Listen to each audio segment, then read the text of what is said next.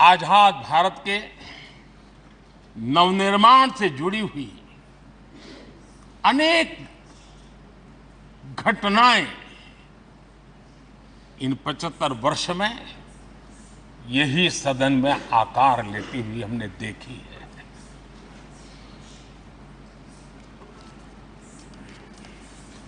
आज हम जब इस सदन को छोड़ करके नए सदन की ओर प्रस्थान करने वाले हैं, तब भारत के सामान्य मानवीय की भावनाओं को जहां जो आदर मिला है, सम्मान मिला है, उसकी अभिव्यक्ति का भी एक अवसर है। और इसलिए आदरणीय अध्यक्ष जी, मैं पहली बार जब संसद का सदस्य बना और पहली बार एक सांसद के रूप में इस भवन में मैंने प्रवेश किया, तो सहज रूप से मैंने इस संसद भवन के दौर पक्ति पर अपना शीश झुका करके इस लोकतंत्र के मंदिर को श्रद्धा भाव से नमन करते हुए मैंने पैर रखा था।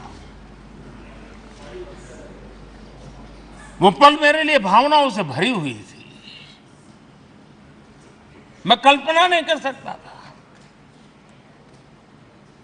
लेकिन भारत के लोकतंत्र की ताकत है,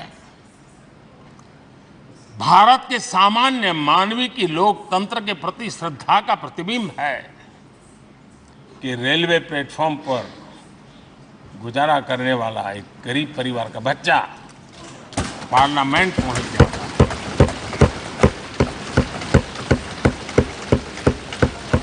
मैंने कभी कल्पना तक नहीं की थी कि देश मुझे इतना सम्मान देगा, इतना आशीर्वाद देगा, इतना प्यार देगा। सोचा नहीं था अध्यक्ष जी।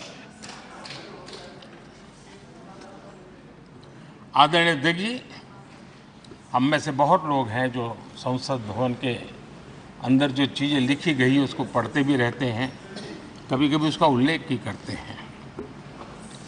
हमारे यहाँ संसद भवन के प्रवेश द्वार पर एक छांदोग्य उपनिषद का एक वाक्य है, लोक द्वारम करके पूरा वाक्य है। उसका मतलब ये होता है कि जनता के लिए दरवाजे खोलिए और देखिए कि कैसे वो अपने अधिकारों को प्राप्त करती है। हमारे ऋषि मुनियों ने लिखा हुआ, हमारे प्रवेश द्वार पर लिखा हुआ। हम सब और हमारे पहले जो यहां रहे हैं वो भी इस सत्यता के साक्षी है। आदरणीय अध्यक्ष जी, समय रहते जैसे जैसे वक्त बदलता गया, यह हमारे सदन की संरचना भी निरंतर बदलती रही है और अधिक समावेशी बनती गई है। समाज के हर वर्ग का प्रतिनिधि विविधताओं से भरा हुआ इस सदन में नजर आता है। अनेक भाषाएं हैं, अनेक बोलियां हैं, अनेक पहरवेश हैं, अनेक खानपान है। सदन के अंदर सब कुछ है और समाज के सभी तबके के लोग, चाहे वो सामाजिक रचना के हो, चाहे आर्थिक रचना के हो, चाहे गांव या शहर के हो, एक प्रकार से पूर्ण रूप से समावेशी वातावरण सदन में पूरी ताकत के साथ जन सामान्य की इच्छा आकांक्षाओं को प्रकट करता रहा है। दलित हो, पीड़ित हो, आदिवासी हो, पिछड़े हो, महिलाएं हो, हर न हर एक का धीरे धीरे धीरे योगदान बढ़ता चला गया है। आदरणीय अध्यक्ष जी, प्रारंभ में महिलाओं की सदस्य संख्या कम थी, लेकिन धीरे धीरे माताओं बहनों ने भी इस सदन की गरिमा को बढ़ाया है। इस सदन के गरीबों में बहुत बड़ा बदलाव लाने में उनका योगदान रहा है।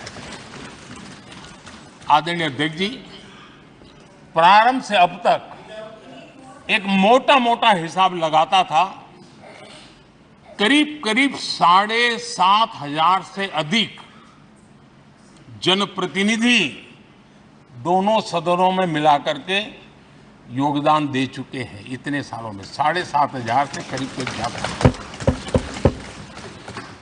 इस कालखंड में करीब 600 महिला सांसदों ने भी इस सदन की गरिमा को बढ़ाया है, दोनों सदन में। और आदरणीय अध्यक्ष जी, आप जानते हैं कि इस सदन में आदरणीय इंद्रजीत गुप्ता जी 43 ईयर, अगर मेरी गलती नहीं हो तो 43 ईयर इस सदन में लंबा समय बैठ करके इस सदन के साक्षी बनने का उनको सौभाग्य मिला था। और यही सदन है आदरणीय अध्यक्ष जी, जहां शकीकुर रहमान जी 93 की एज में भी सदन में अपना योगदान देते रहे, जबकि उनकी उम्र 93। और आदरणीय अध्यक्ष जी, ये भारत के लोकतंत्र की ताकत है कि 25 साल की उम्र की चंद्रमणि मुर्मू इस सदन की सदस्य बनी थी। सिर्फ 25 साल की उम्र की, सबसे छोटी उम्र की सदस्य बनी थी। आदरणीय अध्यक्ष महोदय, वाद विवाद, कटाक्ष, ये सब कुछ हम सब ने अनुभव किया है, हम सब ने इनिशिएट भी किया है, कोई बात नहीं रही है। लेकिन उसके बावजूद भी शायद जो परिवार भाव हम लोगों के बीच में रहा है, हमारे पहले की पीढ़ियों में भी रहा है, जो लोग प्रचार माध्यमों से हमारे यहाँ का रूप देखते हैं और बाहर निकलते ही हमारा जो अपनापन होता है, परिवार भाव होता है, वो एक अलग ही ऊंचाई पर ले जाता है। और ये भी इस सदन की ताकत है, एक परिवार भाव। और उसके साथ साथ हम कभी कड़वाहट पाल करके नहीं जाते हैं। हम उसी प्यार से सदन छोड़ने के कई वर्षों के बाद भी मिल जाए तो भी उस प्यार को कभी भूलते नहीं है, उस स्नेह भरे याद दिनों को भूलते नहीं है। वो मैं अनुभव कर सकता हूं। आदरणीय अध्यक्ष जी, हमारे पहले भी और वर्तमान भी हमने कई बार देखा है कि अनेक संकटों के बावजूद भी, अनेक असुविधाओं के बावजूद भी सांसद सदन में आए हैं और उन्होंने शारीरिक पीड़ा भी असह्य हो तो भी सदन में एक सांसद के रूप में, जनप्रतिनिधि के रूप में अपना कर्तव्य निभाया है। ऐसी अनेक घटनाएं आज हमारे सामने हैं। गंभीर बीमारियों के बावजूद भी कोई व्हीलचेयर में आना पड़ा, किसी को डॉक्टरों को बाहर खड़े रख करके अंदर आना पड़ता था, लेकिन सभी सांसदों ने कभी न कभी इस प्रकार से अपनी भूमिका निभाई। कोरोना काल हमारे सामने उदाहरण है। हर परिवार में रहता था कहीं बाहर जाए तो मौत को बुलावा न दे दे, उसके बावजूद भी हमारे माननीय सांसद दोनों सदन में कोरोना काल के इस संकट की घड़ी में भी सदन में आए, अपना कर्तव्य निभाया। हमने राष्ट्र का काम रुकने नहीं दिया। आवश्यकता पड़ी,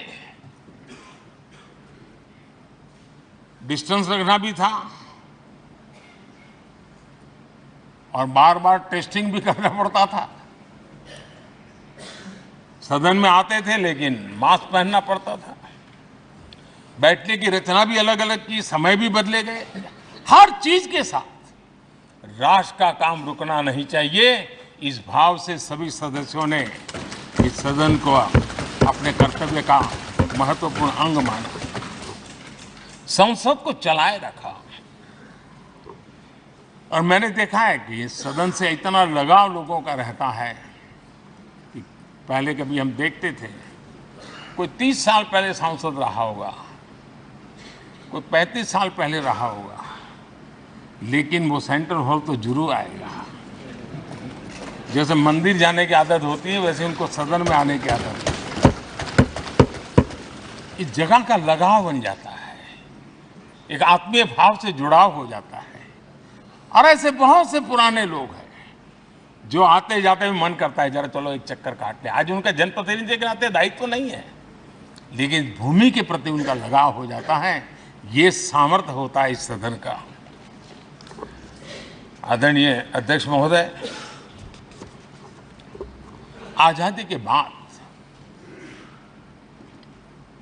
बहुत बड़े बड़े विद्वान लोगों ने बहुत आशंकाएं व्यक्त की थी, पता नहीं देश का क्या होगा, चल पाएगा कि नहीं चल पाएगा, एक रहेगा कि बिखर जाएगा, लोकतंत्र बना रहेगा नहीं, 50। लेकिन इस देश की संसद की ताकत है कि पूरे विश्व को गलत सिद्ध कर दिया। और ये राष्ट्र पूरे सामर्थ्य के साथ आगे बढ़ता रहा। और इस विश्वास से कि हम भले आशंकाएं होंगी, घने काले बादल होंगे, लेकिन सफलता प्राप्त करते रहेंगे। और ये हम सब लोगों ने, हमारी पुरानी पीढ़ियों ने मिलकर के इस काम को करके दिखाया है। इसका गौरवगान करने का ये अवसर है।